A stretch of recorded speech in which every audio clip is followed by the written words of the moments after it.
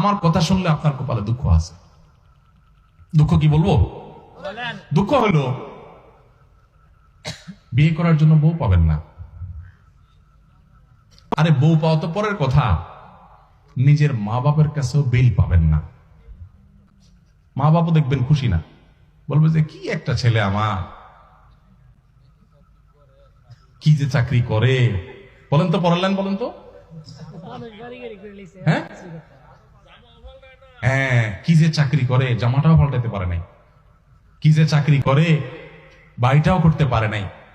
কি যে চাকরি করে, কিছুই করতে পারে নাই। বাপ মাও বলবে, এলাকাবাসীও বলবে।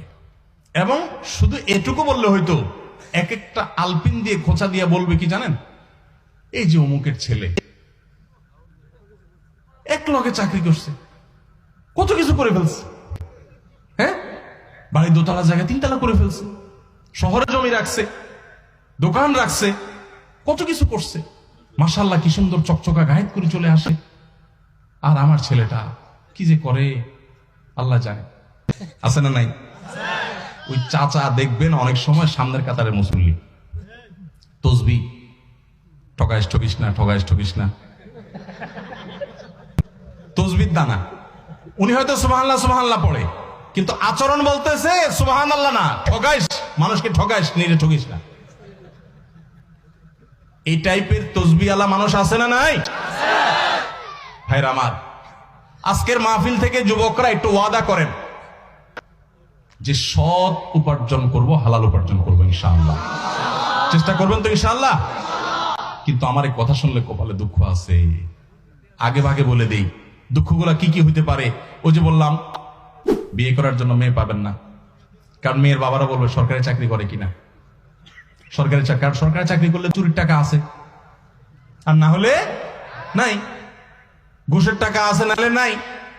এই জন্য মেয়ের বাবারা একটা চোর চায়, ছেলে চায় না। কি চায়? মেয়েটারে বিয়ে দিব ভাই, দেখেন তো একটা চোর পাওয়া যায় কিনা, সরকারি চাকরি করে কিনা। এটা তো বলে না, হাব ভাব দ্বারা বোঝা যায়। আমি সরকারি চাকরি করলেই চোর এটা বলতেছি না, কিন্তু ভুল বুঝেন না। মানে মেয়ের বাবা সরকারি চাকরি ছাড়া চাকরি কেন দিবেন, আমি সেই কথা বলতেছি। সরকারি চাকরি করা হাজার লক্ষ বহু মানুষ আছেন, সৎ আছে না নাই? বহু মানুষ আছেন। কিন্তু আমি বলতেছি যে সরকারি চাকরি যদি ছোট্ট হয় তারপরেও মেয়ে দিবে, আর বেসরকারি চাকরি যদি বড় হয় তাও দিবে না। হয়তো এটার একটা কারণ এটাও যে সরকারি চাকরি এটা যায় না, এটা একটা গ্যারান্টি আছে। কিন্তু সাথে এটাও চিন্তা করতে হবে যে সরকারি চাকরির অনেক ক্ষেত্রে, সব ক্ষেত্রে না, অনেক ক্ষেত্রে চুরির সুযোগ আছে। তো আপনি সেটার চিন্তা করে যদি মেয়ের জামাই খোঁজেন, তাহলে আপনি তো ছেলে খুঁজতেছেন না, মেয়ের জন্য একটা চোর খুঁজতেছেন। আহা, আল্লাহ আমাদেরকে সততার সাথে জীবন যাপন করার তৌফিক দান করুন। শুনেন, এই যে ঠিক ঠিক বলতেছেন না আমার সাথে, এগুলোর জন্য পয়সা কড়িও লাগে না, মেরুদণ্ডে জোরও লাগে না। এই সস্তা ঠিক ঠিক বলা খুব সোজা। ওয়াজ মাহফিলের ঠিকও ঠিক, বেঠিকও ঠিক। হুজুর মাইক দিয়া যায় বলে, পাবলিক হুদাই ঠিক ঠিক কয়। এই ঠিক ঠিকের চাইতে গুরুত্বপূর্ণ কি জানেন? এখানে বেশিরভাগই যুবক সংকল্প করেন যে আমি চ্যালেঞ্জ নেব।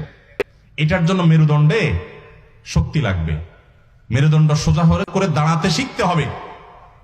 যে আমি সরকারি চাকরি যদি পাই, আমি দৃষ্টান্ত স্থাপন করবো। আলহামদুলিল্লাহ, বহু সরকারি চাকরি আছেন সৎ, আমার পরিচিত বহু লোক আছে। কিন্তু আমি দৃষ্টান্ত স্থাপন করে যে আমি অসৎ হব না। এটার জন্য হয়েছে তীর আসবে কোত্থেকে? মেয়ের বাপের তীর মারবে, বউয়ে তীর মারবে, বাপ মা তীর মারবে, এলাকাবাসী তীর মারবে। কি চাকরি করে? যখন বিদেশ যাই, প্রবাসী ভাইরা বলে, হুজুর কি বলতাম, মনের দুঃখ, এত টাকা পয়সা পাঠাই, তা মা বাপের মন করতে পারি না।